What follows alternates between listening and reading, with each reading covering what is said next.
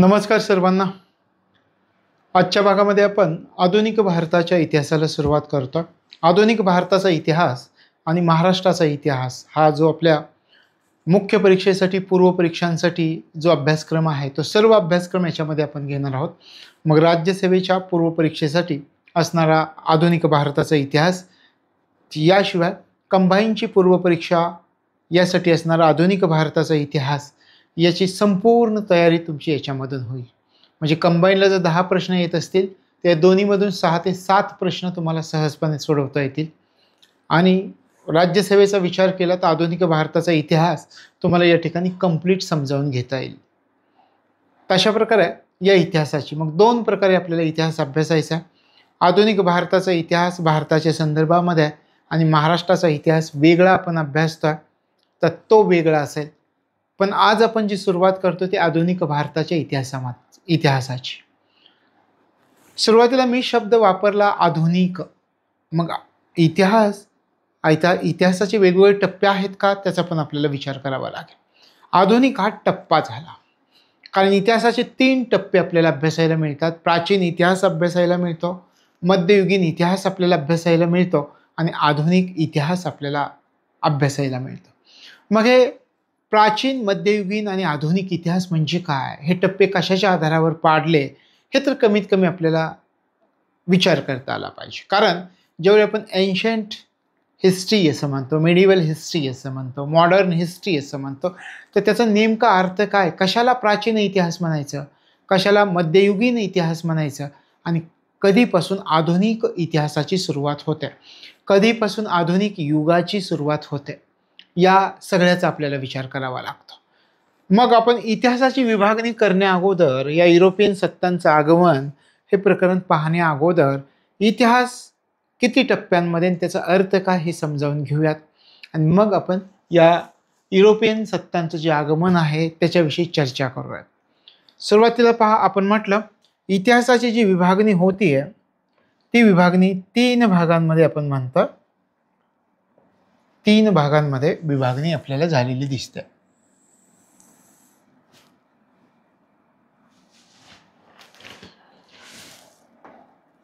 सुरुवातीला आपण म्हटलं प्राचीन आहे, दुसरा मध्ययुगीन आहे आणि तिसरा आधुनिक आहे की ज्याचा आपण अभ्यास करणार आहोत. पण हे आधुनिक कधीपासून सुरू झालंय, काय, प्राचीन कशाला म्हणायचं, ह्या तरी गोष्टी आपल्याला इतिहास शिकण्या अगोदर क्लिअर असणं गरजेचं आहे.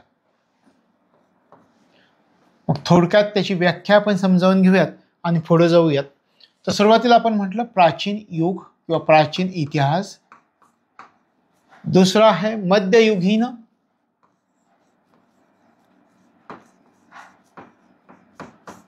तिसरा आहे आधुनिक इतिहास. इतिहासाचे हे 3 टप्पे. प्राचीन इतिहास कशाला म्हणायचा याचा विचार केला तर मानवाची उत्क्रांतीचा विचार करावा लागतो. मानवाच्या उत्क्रांतीपासून प्राचीनतेची जी सुरुवात झाली तो प्राचीन काळ, तो प्राचीन इतिहास झाला मानवाचा. मग तुम्ही म्हणाल मध्ययुगीन काळ कुठून सुरू होतोय, ज्यावेळी जगामध्ये जमीन आधारित अर्थव्यवस्था निर्माण व्हायला सुरुवात झाली. आपण म्हणतो जहागीरदार आले, जमीनदार आले, सरंजामशाही आली, सामंत काळ आला. हा युग आहे मध्ययुगीन काळाचा. इथून मध्ययुगीन काळ सुरुवात झाली असं म्हटलं जाते की हा काळ मध्ययुगीन काळ असं संबोधलं जातं. मेडिवल हिस्ट्री किंवा मेडिवल आपण म्हणूयात.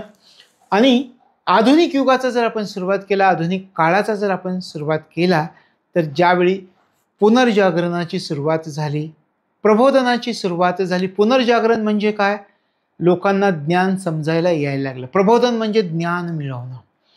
धर्मामधील अनिष्ट चालीरीती, रूढी, परंपरा आपण फेकून दिल्या. तर्कक्षमतेवर विचार करायला सुरुवात केली. काय चांगलं काय वाईट हे आपल्याला कळायला लागलं. म्हणजे प्रबोधन म्हणजे ज्ञान मिळायला सुरुवात झालेली आहे. तर ते झालं आधुनिक युग. तर या 3 युगांच्या बाबतीमध्ये किंवा 3 इतिहासांच्या बाबतीमध्ये तुम्हाला एक गोष्ट लक्षात आली की प्राचीन काळ म्हणजे काय, मध्ययुगीन काळ म्हणजे काय आणि आधुनिक काळ म्हणजे काय. लक्षात आलं काय म्हणतोय आपण प्राचीन काळासाठी. मानवाच्या उत्क्रांतीपासून प्राचीनतेची सुरुवात झाली तो काळ.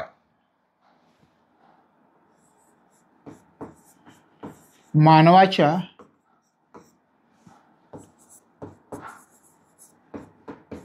उत्क्रांतीपासून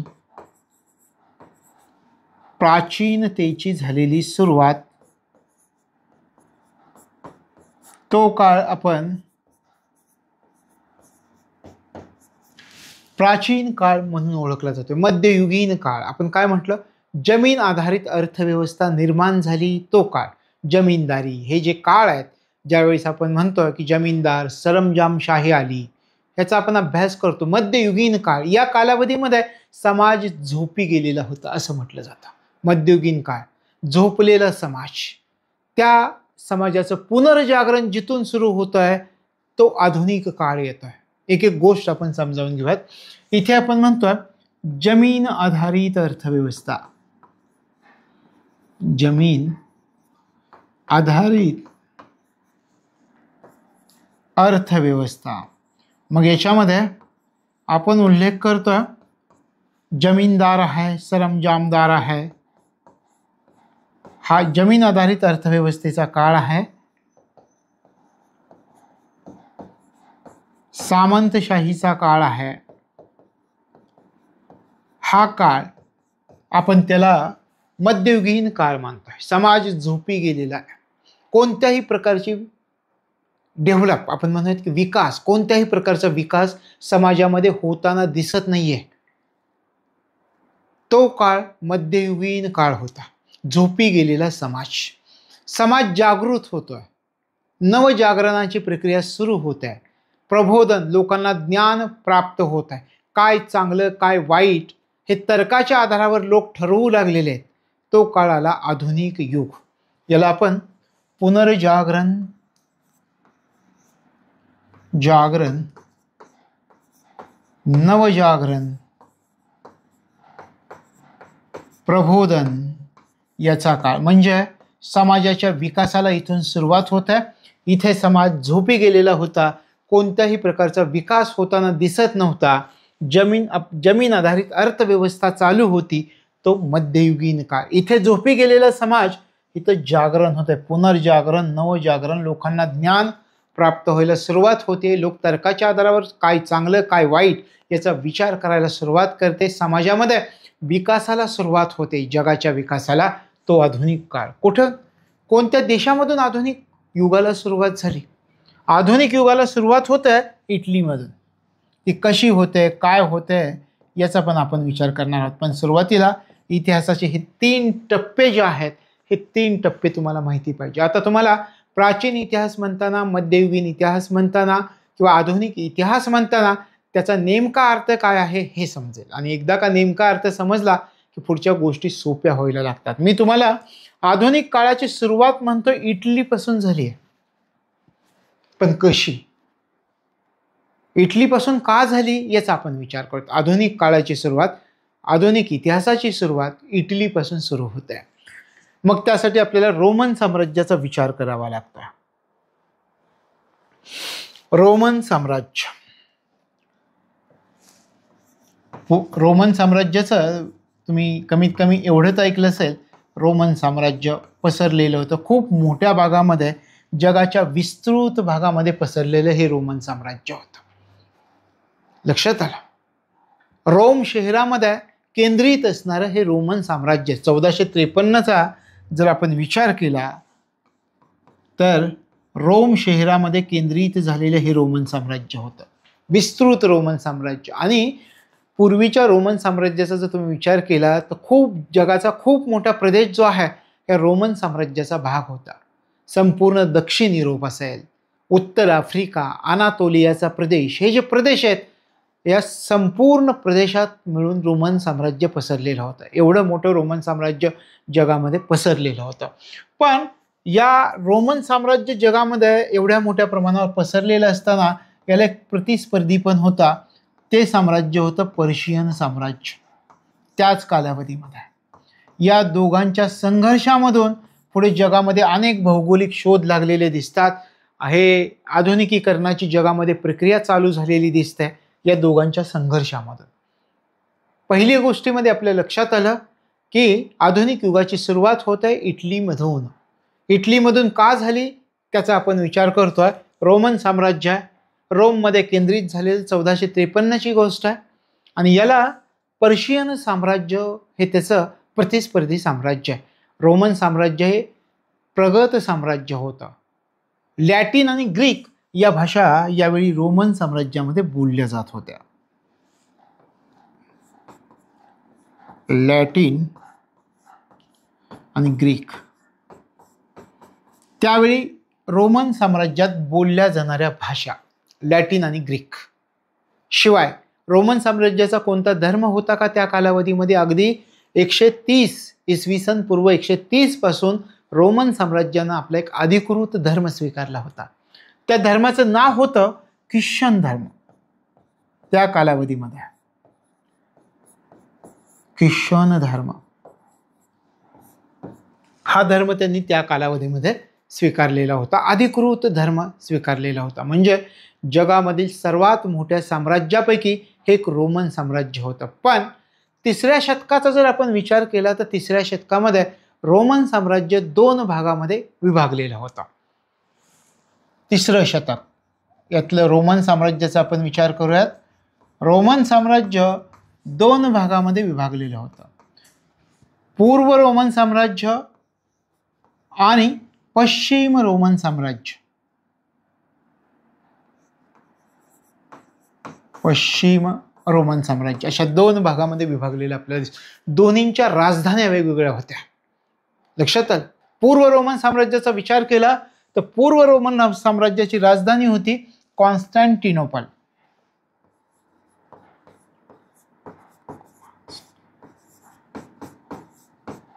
आणि पश्चिम रोमन साम्राज्याची राजधानी होती रोम. अशा 2 भागामध्ये विभागलेलं दिसतंय. 3ऱ्या शतकामध्ये हे रोमन साम्राज्य आपण म्हणतोय पूर्व रोमन साम्राज्य आणि पश्चिम रोमन साम्राज्य. पूर्व रोमन साम्राज्याची राजधानी कोणती होती? कॉन्स्टँटिनोपल शहर. आणि पश्चिम रोमन साम्राज्याची राजधानी होती रोम. आता विचार करा, कॉन्स्टँटिनोपल हे शहर आत्ताचं कोणतं शहर आहे? रोम हे शहर आपल्याला सांगता येईल, इटलीची राजधानी आहे रोम हे शहर. पण कॉन्स्टँटिनोपल ह्या शहराचा जर विचार केला पुढच्या कालावधीमध्ये या कॉन्स्टँटिनोपल शहरावरती ऑट्टोमन तुर्कांचं आक्रमण होत आहे आणि या कॉन्स्टँटिनोपल शहरावरती ते नियंत्रण मिळवत आहेत.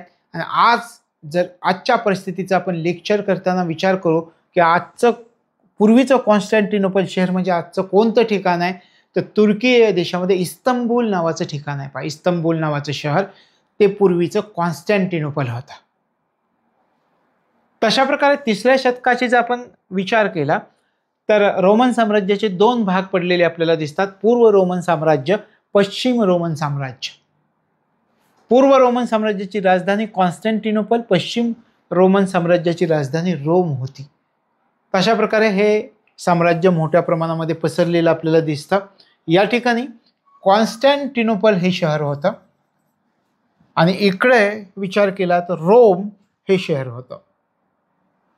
या ठिकाणी विचार केला तर रोम हे शहर म्हणजे या अशा एवढ्या मोठ्या भागामध्ये हे रोमन साम्राज्य, वेस्टर्न एम्पायर हे दिसतंय इथे आहे. वेस्टर्न एम्पायर आपण म्हणतोय. पश्चिम रोमन साम्राज्य आणि पूर्व रोमन साम्राज्य. हे पहा, पूर्व रोमन साम्राज्याची राजधानी ही कॉन्स्टँटिनोपल इथे येईल आणि पश्चिम रोमन साम्राज्याची राजधानी रोम या ठिकाणी येईल. आपण या ठिकाणी चिन्ह केलं, इथे रोम आहे. लक्षात येते. पुढच्या कालावधीमध्ये अशा काही घटना घडल्या की दोन्ही साम्राज्य नष्ट झालेली दिसतात. सुरुवातीला जर विचार केला तर पश्चिम रोमन साम्राज्य सर्वात सुरुवातीला नष्ट झालं. कुठलं? या ठिकाणचं. कधी नष्ट झालं? हे पश्चिम रोमन साम्राज्य जे आहे ते 477 AD मध्ये नष्ट झालं. इसवी सन पूर्व 477 मध्ये. जर्मन आक्रमण करतायत पश्चिम रोमन साम्राज्यावरती आणि याच्यामुळं इसवी सन 477 मध्ये पश्चिम रोमन साम्राज्य नष्ट होत आहे.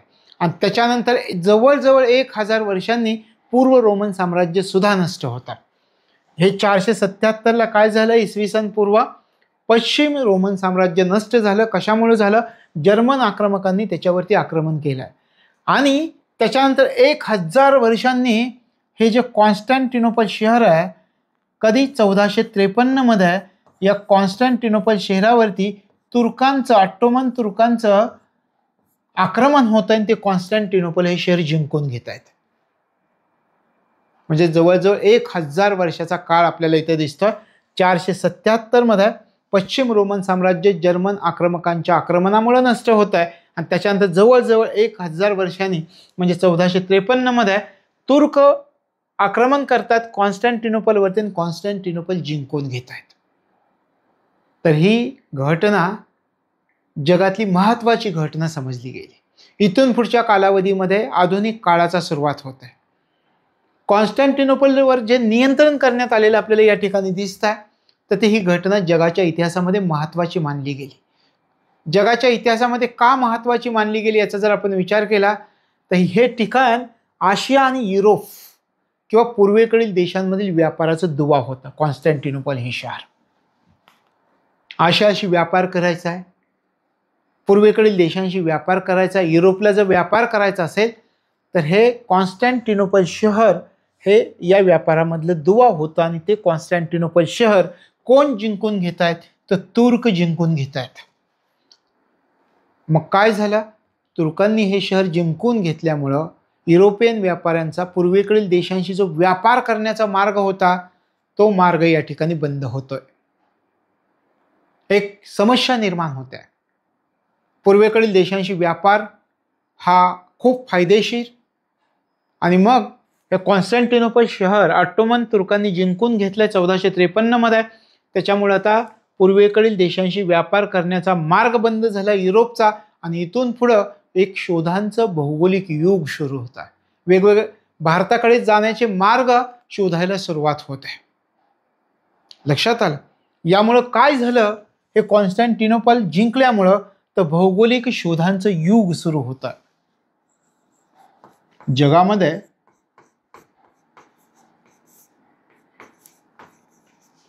भौगोलिक शोधांचं युग म्हणजे आणखी एक गोष्ट तुमची क्लिअर होते की जगामध्ये भौगोलिक शोधांचं युग कधी झालं तर यावेळी सुरू झालेलं आहे. आणि मग कॉन्स्टँटिनोपलमध्ये काही व्यक्ती होत्या, काही तत्वज्ञ होते, काही कलाकार होते, काही विद्वान होते. हे सगळेजण निघून जात आहेत. या सगळ्यांना तिथून हाकलून लावलं जात आहे.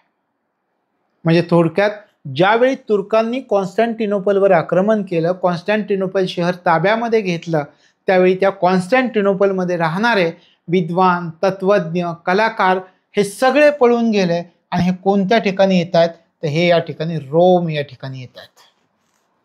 आश्रय मिळतोय त्यांना इटलीमध्ये. आता इटलीमध्ये यांना आश्रय काय दिला, तर काय या काळी इटलीमध्ये जे लोक होते ते खूप संपन्न लोक होते. व्यापार खूप संपन्न झालेला होता. मग इटलीमधल्या लोकांनी या लोकांना आश्रय दिलेला आपल्याला दिसतो इटलीमध्ये. मग हे लोक इटलीमध्ये येत आहेत, इथले जे लोक आहेत त्या लोकांबरोबर मिसळत आहेत आणि त्या लोकांबरोबर जगण्याची एक नवीन प्रक्रिया सुरू होते. हे लोक आपले विचार ह्या लोकांमध्ये रुजवत आहेत आणि इथून पुढे पुनर्जागरणाची प्रक्रिया सुरू होते. म्हणून आपण म्हणतो की आधुनिक युगाची जागरणाची सुरुवात कुठून झाली, तर इटलीपासून झाली.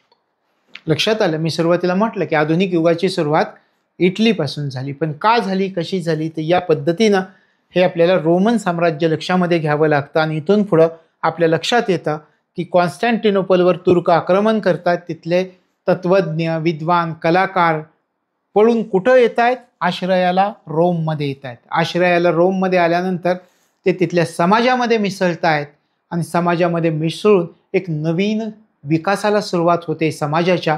त्याला पुनर्जागरण असं म्हटलं गेलं आहे. हे लक्षामध्ये ठेवायचं की जगातील पुनर्जागरणाची सुरुवात इथून होते. कुठून, कोणत्या देशापासून झाली, तर इटलीपासून झाली. हे लक्षामध्ये ठेवायचं आहे. तुम्ही म्हणाल पुनर्जागरण म्हणजे काय, पुन्हा जागं होणं का? हो, पुनर्जागरण म्हणजे पुन्हा जागं होणं. असं म्हटलं जातं की मध्ययुगीन काळ जो होता त्या मध्ययुगीन कालावधीमध्ये हे लोक झोपी गेलेले होते. या कालावधीमध्ये कोणतीही प्रक्रिया जगामध्ये विकसित होत नव्हती. आणि मग इथे लोक पुन्हा जागं होत आहेत. की तत्वज्ञ, कलाकार, विद्वान हे कुठं येत आहेत? इटलीमध्ये येत आहेत, समाजामध्ये मिसळत आहेत, आपले विचार मांडत आहेत. त्या विचारांमुळे तिथले लोक परिपूर्ण होतात आणि एक नवीन पुनर्जागरणाची प्रक्रिया चालू होते, ज्याला रिवायवल ऑफ लर्निंग असं म्हटलं गेलं. म्हणजेच पुनर्जागरणाची प्रक्रिया कुठून सुरू झाली असं आपण म्हटलं होतं? इटलीमधून सुरू झाली. तर अशा प्रकारे इटलीमध्ये पुनर्जागरणाची प्रक्रिया सुरू झाली. त्याच्यानंतर आपण असंही म्हटलं प्रबोधनाची प्रक्रिया ही सुरू झाली. प्रबोधन म्हणजे काय? पुनर्जागरणाची पुढचा टप्पा, याला प्रबोधन. आत्मज्ञान प्राप्त होणं, याला प्रबोधन म्हटलं जातं. लोक प्रथम जागे झाले आणि मग त्यांना ज्ञान प्राप्त झालं. आणि ज्यावेळी लोकांमध्ये ज्ञान आलं त्यावेळी त्यांना तर्क करण्याची क्षमता प्राप्त झाली. काय चांगलं काय वाईट हे समजण्याची क्षमता प्राप्त होणं, त्याच्यावरती निर्णय घेणं म्हणजे तर्क करण्याची क्षमता प्राप्त झाली. आणि याच्यामुळं पुढच्या कालावधीमध्ये लोकांनी धार्मिक सुधारणेची प्रक्रिया चालू केलेली आपल्याला दिसते. लक्षात येत आहे की कशा प्रकारे रोमन साम्राज्य नष्ट होताना जगाच्या इतिहासात महत्त्वाची घटना घडली आहे. कॉन्स्टँटिनोपलमधले तत्वज्ञ, विद्वान, कलाकार लोक रोममध्ये येत आहेत, तिथे आश्रय घेतात, समाजात मिसळत आहेत, समाजामध्ये आपले विचार पसरवत आहेत, समाज ज्ञानी होत आहे आणि पुनर्जागरणाचा टप्पा इटलीमध्ये सुरू होत आहे. प्रबोधनाचा टप्पा आणि पुनर्जागरणाचा पुढचा टप्पा आपण म्हटलं प्रबोधन. प्रथम लोक जागे झाले, पुनर्जागरण झालं आणि मग त्यांना ज्ञान प्राप्त झालं. ज्ञान प्राप्त झाल्यामुळे तर्क करण्याची क्षमता वाढली. काय चांगलं काय वाईट हे कळायला सुरुवात झाली आणि आपल्या धर्मामधील वाईट प्रथा टाकून तो धार्मिक सुधारणा या प्रक्रियेला सुरुवात झालेली होती. तर याला आपण म्हणतो हा आधुनिक काळ होता. आधुनिक काळाची प्रक्रिया अशा प्रकारे सुरू झाली. आता तुम्ही म्हणाल धार्मिक सुधारण्याची प्रक्रिया यावेळी सुरू झाली म्हणजे नेमकं काय झालं? धर्मामधील पारंपरिक प्रथा आपण पाहत होतो, सती देणं वगैरे. तर या प्रथा मानणाऱ्यांच्या लोक त्याच्यावरती विचार करू लागले. कोणत्या गोष्टी चांगल्या कोणत्या वाईट, मूळ श्रद्धा ज्या होत्या, अंधश्रद्धा ज्या होत्या, त्यांना लोकांनी विरोध करायला सुरुवात केली. आता काय होतंय पहा, धार्मिक सुधारण्याची प्रक्रिया जगामध्ये चालू होते. ही गोष्ट तुमच्या लक्षामध्ये आली. आता आपण विचार करूयात की जगामध्ये धार्मिक सुधारण्याची प्रक्रिया चालू झाली म्हणजे काय झालं? धार्मिक सुधारणेची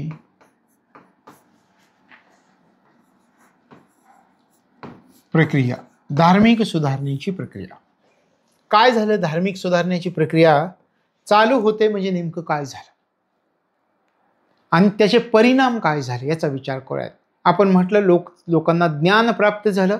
लोकांनी काय केलं की धार्मिक सुधारणेची प्रक्रिया सुरू झाली म्हणजे धर्मामधील ज्या पारंपरिक प्रथा आहेत त्याच्यावरती तर्क लावायला सुरुवात केली. कोण काय चांगलं काय वाईट, तर हे धार्मिक सुधारण्याची प्रक्रिया. पण यावेळी समाजामध्ये दोन वर्ग निर्माण झालेले आपल्याला दिसून येतात.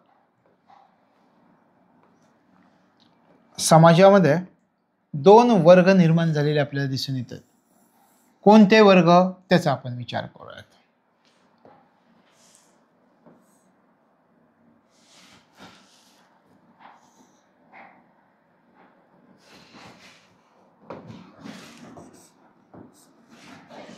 समाजामध्ये जे दोन वर्ग निर्माण झाले त्यांना जगामध्ये कोणत्या नावाने ओळखायला सुरुवात झाली? एक होता प्रोटेस्टंट, दुसरा होता कॅथॉलिक.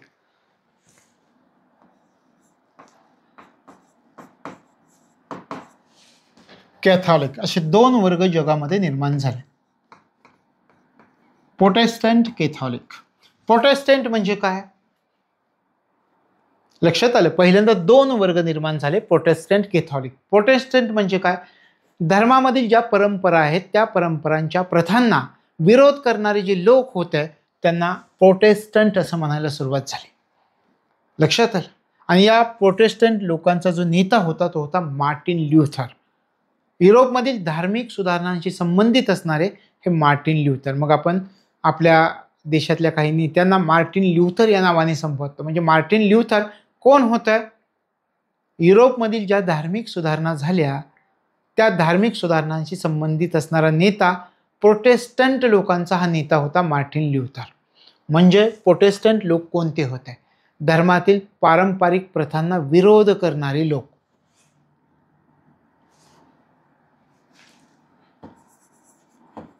धर्मातील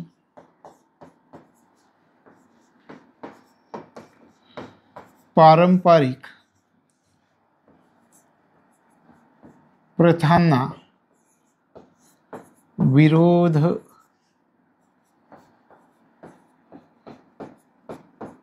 करणारे लोक. हे कोणत्या प्रकारचे लोक होते? प्रोटेस्टंट लोक होते. यांचा नेता कोण होता? Martin Luther. त्यांचा नेता होता मार्टिन ल्यूथर. आणि कॅथॉलिक कोणते होते? धर्माचे पारंपरिक प्रथाचे पालन करणारे जे लोक होते त्यांना कॅथॉलिक असं म्हटलं गेलं.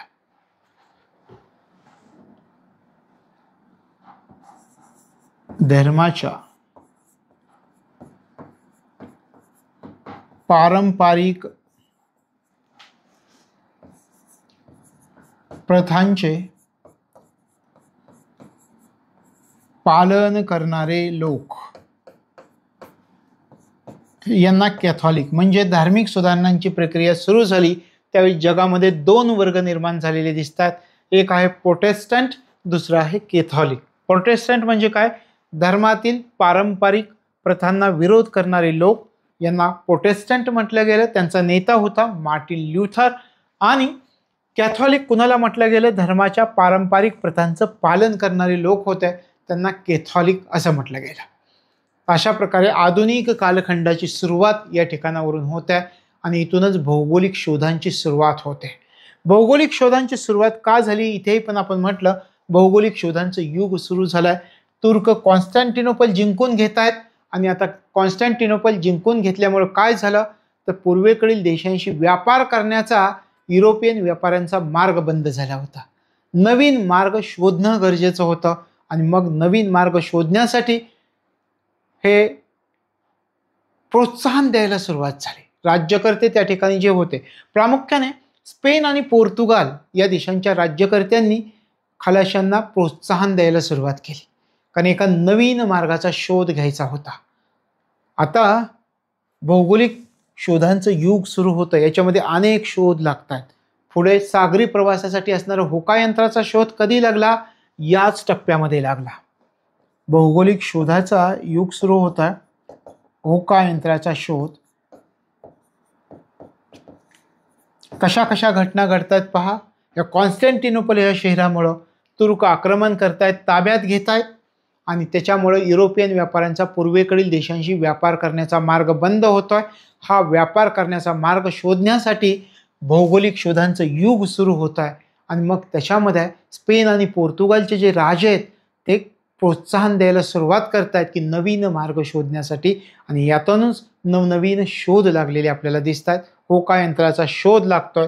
ज्योतिषशास्त्रासारख्या काही उपकरणांचा शोध लागलेला दिसतोय आणि होका यंत्राच्या शोधामुळे काय झालं तर पुढच्या कालावधीमध्ये सागरी प्रवासामध्ये मदत झाली.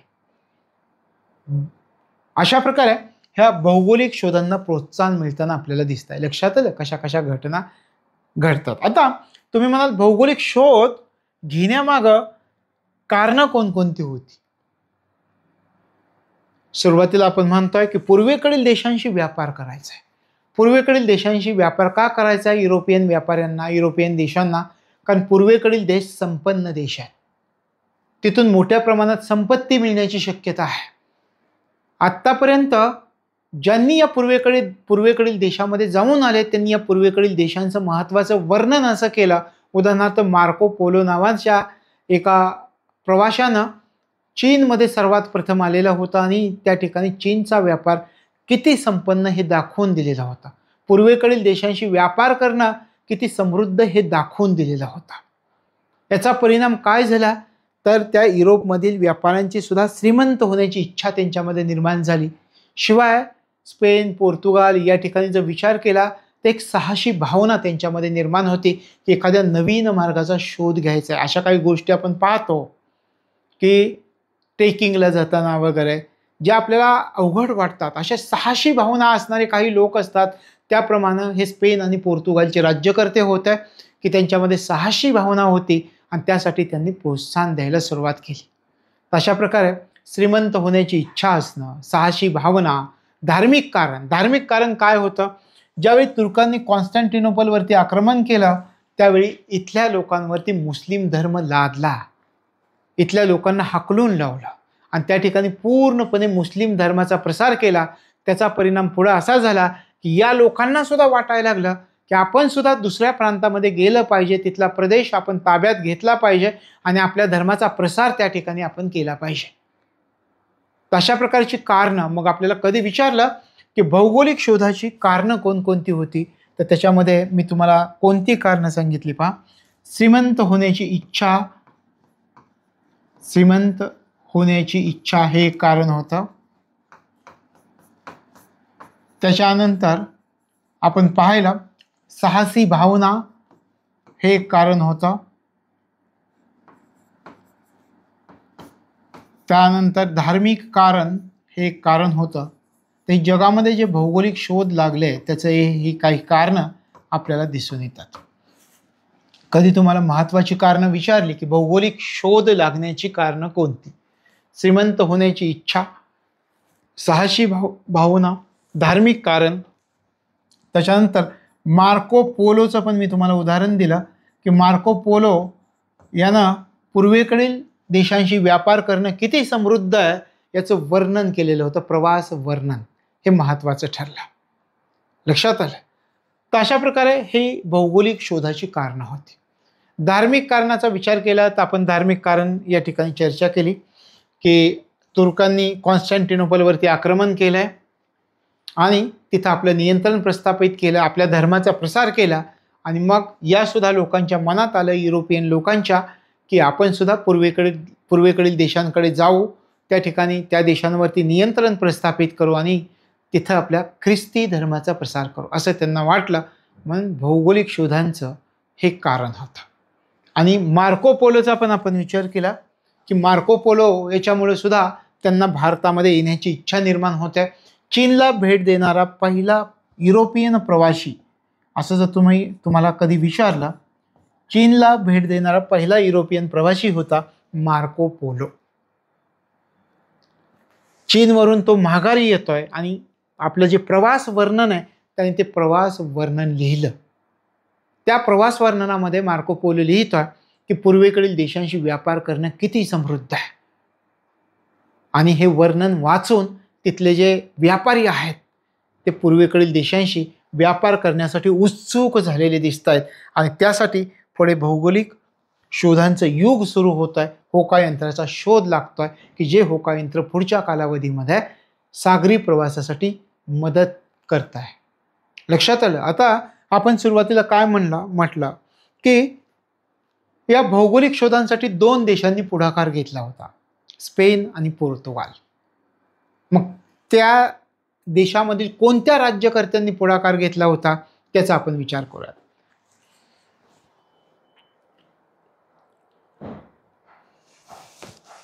या ठिकाणी तुम्हाला हा राजपुत्र आहे, पोर्तुगालचा राजपुत्र. याचं नाव आहे Henry the navigator. Henry the navigator. Now Henry आहे. द नेव्हिगेटर हे यांनी स्वतःला लावून दिलेली पदवी आहे.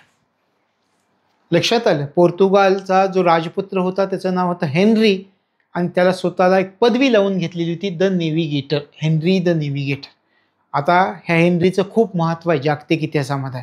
या हेनरीनं आफ्रिकेच्या किनाऱ्यावरती अनेक दौरे केले होते आणि आफ्रिकेच्या किनाऱ्याचा मॅप तयार करण्याचा श्रेय कोणाला दिलं जातं?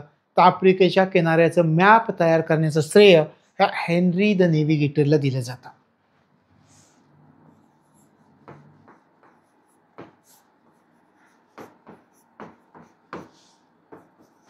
आफ्रिकेच्या किनाऱ्याचा नकाशा तयार करण्याचं श्रेय कोणास दिलं जातं? आफ्रिकेच्या किनाऱ्याचा नकाशा तयार करण्याचं श्रेय ह्या हेनरी द नेव्हिगेटरला दिलेलं आपल्याला दिसून येतं. लक्षात आलं. नवनवीन शोध लागायला सुरुवात होत आहे आणि मग हा हेनरी पोर्तुगालचे जे हे शेजारचे खलाशी दिसत आहेत त्यांना प्रोत्साहन देत आहे नवनवीन शोध लावण्यासाठी, नवनवीन प्रदेशांचा शोध लावण्यासाठी. मग हेनरी हा जो प्रोत्साहन देतोय त्याचे पुढे काय परिणाम झाले का याचा जर विचार केला तर हेनरीच्या प्रोत्साहनामुळं पुढे केप ऑफ गुड होपचा शोध लागतोय. लक्षात आलं. याच्यामध्ये एक खलाशी आहे, हा पहा, बार्थोलोम्यू डियाज असं त्याचं नाव आहे. लक्षात येत आहे, बार्थोलोमिओ डियाज. आपण याचं नाव लिहूयात. मग यांनी काय केलं त्याचा आपण विचार करूया.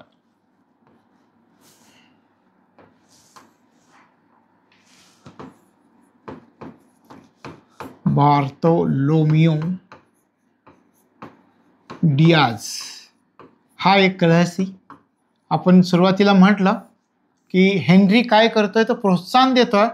हा बार्थोलोमिओ डियाज तयार होतोय आणि तो काय करतोय, हेनरीनं जो नकाशा तयार केला आहे या नकाशाचा उपयोग करतोय आणि या नकाशाचा उपयोग करून याने आफ्रिकेच्या किनाऱ्याला वळसा घालतोय आणि केप ऑफ गुड होपचा शोध लागतोय.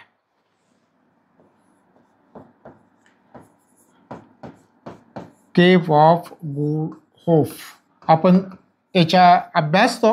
Vasco da Gama Cape of Good होपला वळसा घालून भारतामध्ये कालिकत बंदरामध्ये पोहोचला. पण केप ऑफ गुड होपचा शोध कोणी लावला तर केप ऑफ गुड होपचा शोध लावला बार्थोलोमिओ डियाज यांनी. हा आहे बार्थोलोमिओ डियाज. लक्षात येत आहे केप ऑफ गुड होपचा शोध लावणारा कोण होता. आणि नंतर मग ह्याने ज्यावेळी केप ऑफ गुड होपचा शोध लागला त्याच्यानंतर वास्को द गामा या केप ऑफ गुड होपला वळसा घालून केरळमधल्या कालिकत बंदरामध्ये पोहोचलेला आपल्याला दिसतंय. आपण पाहूयात यांनी कुठे आहे केप ऑफ गुड होप आणि यांनी कुठे शोध लावला याचा जर तुम्ही विचार केला तर या ठिकाणी आपण त्याचा मॅप पाहूयात. Cape of Good hope.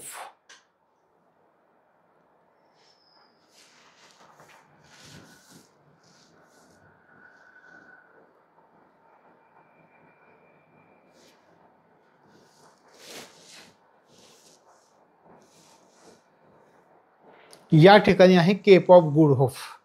हे जे ठिकाण दिसतंय तुम्हाला या केप ऑफ गुड होप हा आहे आफ्रिकेचा किनाऱ्याचा नकाशा. तो कोणी हेनरी द नेव्हिगेटरने तयार केला होता.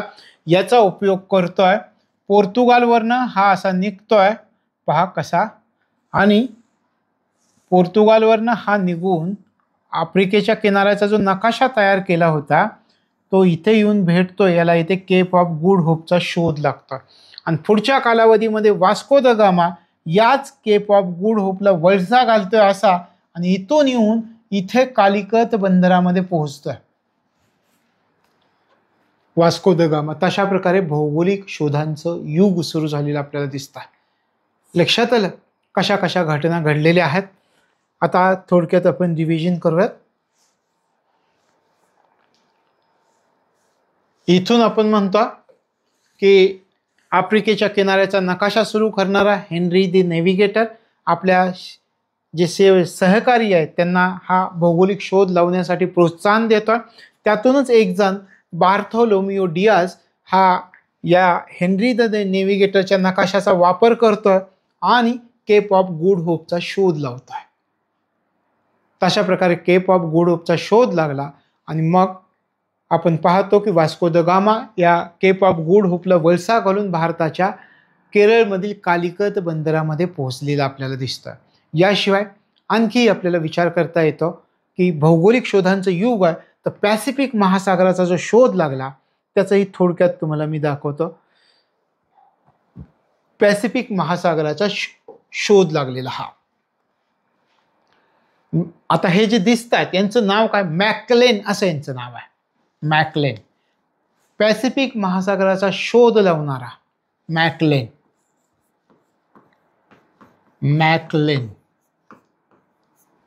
यानं पॅसिफिक महासागराचा शोध लावला. काय, हा उलटा निघाला असा, या ठिकाणावरून हा असा निघाला, असाच वळसा घालून हा इथे पोहोचला. इथे आहे पॅसिफिक ओशन, प्रशांत महासागर, पॅसिफिक. आणि इथला समुद्र त्याला खूप शांत दिसला. हा या बाजूचा जो समुद्र आहे त्याला खूप शांत दिसला म्हणून त्यानं नाव दिलं प्रशांत महासागर किंवा पॅसिफिक महासागर असं त्याला नाव दिलं. तशा प्रकारे पॅसिफिक महासागराचा शोध लागला. अगोदरचे प्रवासी पूर्वेकडील देशांशी व्यापार करण्याचा मार्ग शोधताना इकडे येतात, हा उलटा जातोय आणि त्याला मग नवीन महासागराचा शोध लागतोय, पॅसिफिक महासागर. मॅकलेनला एक समुद्र दिसला, खूप शांत समुद्र दिसला आणि एवढा शांत समुद्र कसा असू शकतो असा त्याने विचार केला आणि एवढा प्रचंड महासागर आणि एवढा शांत म्हणून त्यांनी त्याला नाव दिलंय पॅसिफिक महासागर, प्रशांत महासागर. आणि पुढं हा समुद्री रस्त्यानं संपूर्ण जगाची परिक्रमा करतोय मॅकलेन. मग आपल्याला एक गोष्ट लक्षामध्ये ठेवायची, संपूर्ण जगाची परिक्रमा करणारी पहिली व्यक्ती कोण? समुद्री रस्त्यानं संपूर्ण जगाची परिक्रमा करणारी पहिली व्यक्ती मॅकलेन होती. लक्षात आलं? प्रशांत महासागराचा शोध,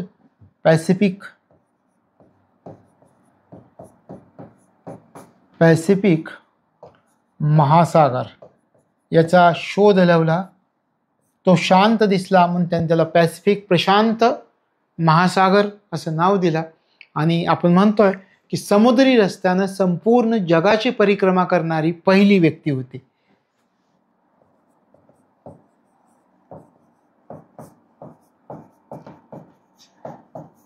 समुद्री रस्त्यानं जगाची परिक्रमा,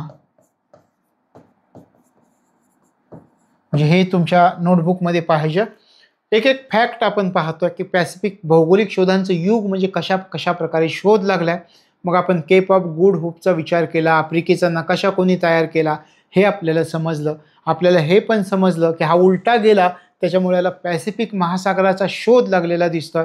तो सागर खूप शांत, एवढा प्रचंड महासागर खूप शांत त्याला दिसला म्हणून त्यांनी त्याला पॅसिफिक प्रशांत महासागर असं नाव दिलेलं आपल्याला दिसतंय. त्याच्यानंतर कोलंबसचा विचार करावा लागतो भौगोलिक शोधांच्या युगामध्ये. कोलंबस याच्या अगोदर दोन गोष्टी घडल्या होत्या की याला भारत शोधायला पाठवलं होतं स्पेननं. कोलंबसला भारत शोधण्यासाठी प्रोत्साहन दिलेलं होतं. लक्षात आलं? पण कोलंबस भारताचा शोध घेता घेता अमेरिकेला पोहोचला. त्याला आफ्रिकेच्या किनाऱ्याला वळसा घालून इकडं जायचं होतं. मॅकलेन असा खालून वरती गेला होता. पॅसिफिक महासागर हा सरळ निघाला, इथे पोहोचला आणि पोहोचला कुठे? तर अमेरिकेमध्ये. म्हणजे कोलंबस भारताचा शोध घेत घेत अमेरिकेमध्ये पोहोचतोय. कोलंबसला वाटलं की मी भारतामध्ये पोहोचलोय म्हणून इथले जे लोक होते त्यांना त्यांनी इंडियन म्हणायला सुरुवात केली. लक्षात आलं? कोलंबस कसा पोहोचतोय? सरळ निघालाय. इकडून आफ्रिकेच्या किनाऱ्याला वळसा घालून तिकडे गेला असता तर भारत होता, इकडून खालून इकडे आला असता तर प्रशांत महासागर होता. तो सरळ निघालाय. सरळ निघाल्यामुळं त्याला एक नवीन देश सापडतोय, अमेरिका हा देश. आणि खरं तर स्पेननं याला भारताचा शोध घेण्यासाठी प्रोत्साहित केलेला होता कोलंबसला. पण शोध लागतोय अमेरिकेचा. लक्षात आलं? तशा प्रकारे आता तुम्ही विचार कराल, मग कोलंबसनं जर अमेरिकेचा शोध लावला आहे तर अमेरिका हे नाव कोणाच्या नावावरून पडलंय? असा विचार कधी तुमच्या मनामध्ये आलाय का? अमेरिका हे नाव कोणाच्या नावावरून घेण्यात आलं आहे का? हो, कोणाच्या नावावरून घेण्यात आलंय? जरी प्रत्यक्षात अमेरिकेचा शोध कोलंबसनं लावलेला असला तरी प्रत्यक्षात अमेरिका हे जे नाव आहे ते यांच्या नावावरून ठेवण्यात आलेलं आहे. यांचं नाव आहे अमेरिगो व्हेस्पुसी.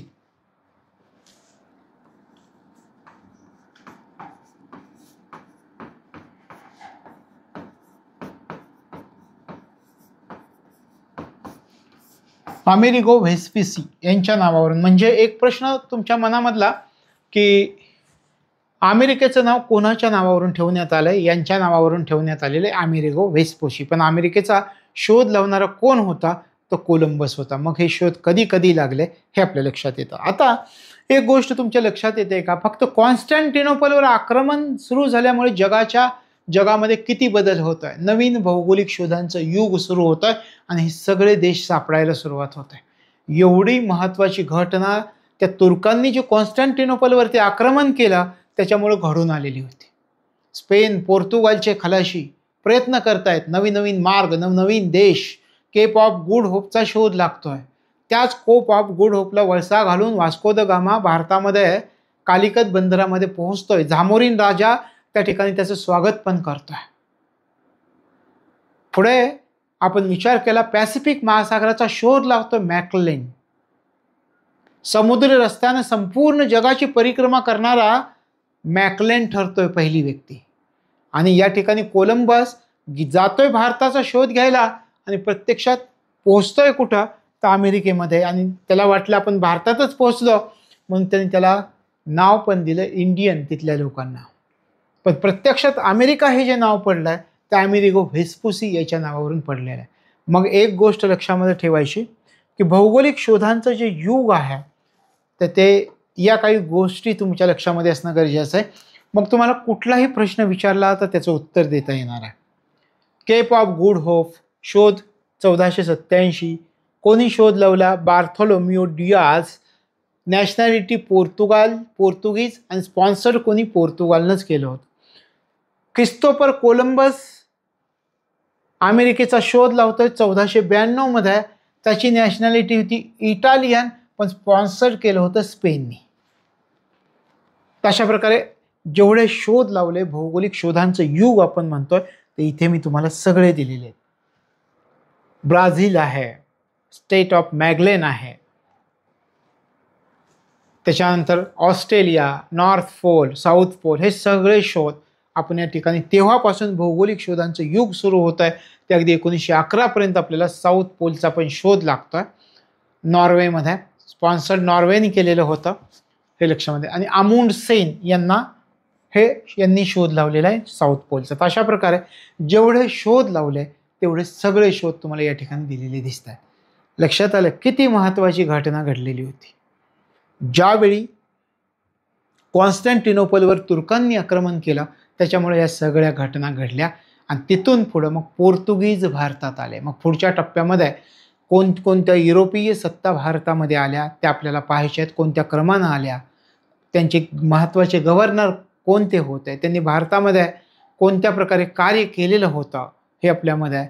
त्याच्यानंतर आपण विचार केल्याप्रमाणे की त्या युरोपीय सत्तांचं भारतामधील सत्तांशी संघर्ष कसा झाला, त्या युरोपीय सत्तांचं भारतामध्ये योगदान कसं होतं आणि युरोपीय सत्तांचं पुढच्या कालावधीमध्ये भारतामध्ये पतन कसं झालं, त्याची कोणती कारणं होती हे आपण पुढच्या भागामध्ये पाहणार आहोत. पण त्याच्या अगोदर आपलं हे जे प्रकरण आपण अभ्यासणार आहे युरोपियन सत्तांचं आगमन, तर त्याच्या अगोदर काय पार्श्वभूमी होती हे पहिल्या टप्प्यामध्ये तुम्ही अभ्यासला.